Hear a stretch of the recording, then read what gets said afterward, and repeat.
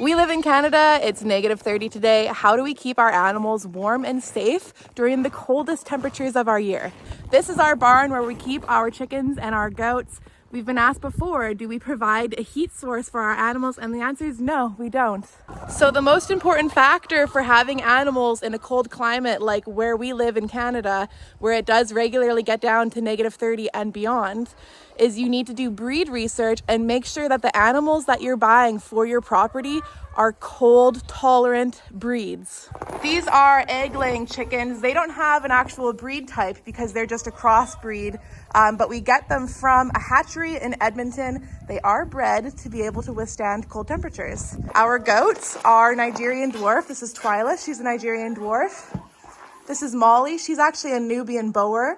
All of those breeds are cold tolerant breeds. We're not gonna buy an animal here that can't handle cold temperatures. So if you wanna get fancy chickens like Polish chickens or frizzles, sometimes those breeds of chickens can't handle cold temperatures. And if you wanna have them here because they're a fun breed to have, then you might need to provide a heat source for them. But if you don't wanna be doing anything extra, if you don't wanna be providing a heat source, burning electricity, or risking a fire hazard by having a heat lamp, then what you need to do is make sure you're purchasing animals that withstand cold temperatures. So let me show you our goats' fur coat, because underneath their fur, they have a nice layer of wool.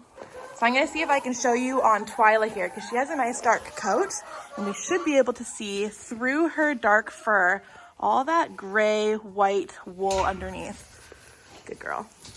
So she has the top coat, and that protects them from wind and wet conditions. And then the wool coat underneath is what keeps them very insulated, super duper warm. All we do to provide them safe, warm conditions in this cold, cold winter temperature is they have a nice enclosed structure.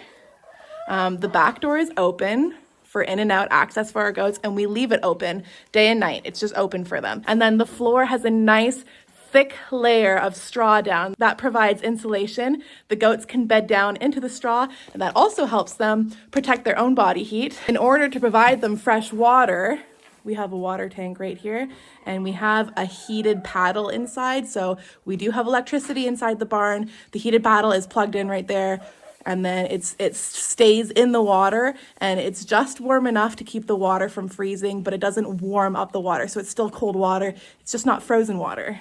And then through the winter, you want to be making sure your animals have plenty of food. So they have hay access all day long. And then in the morning, we also give them a ration of grains and alfalfa pellets, and that provides them with extra nutrition, but it also provides them with extra calories. So having those extra calories, making sure that they have enough food, lots and lots of food, like as they're digesting, that creates body heat inside their bodies. So having lots of food is very important through the winter. It means your animals are going to be able to keep themselves warm from the inside out. So that's really it. Make sure you do your research on breed selection. If you're living in a cold climate, you want animals that can handle the cold climate. You want to provide them a nice, safe structure where they're going to be able to secure themselves away from the elements, away from the wind. Give them a nice, thick layer of bedding that's going to provide insulation, and make sure that they have plenty of food so that they can keep themselves warm from the inside out. It's not too complicated. The biggest factor is make sure you do your research on breeds that can tolerate cold weather. Now I got to get to work because all these ladies are waiting for me to feed them.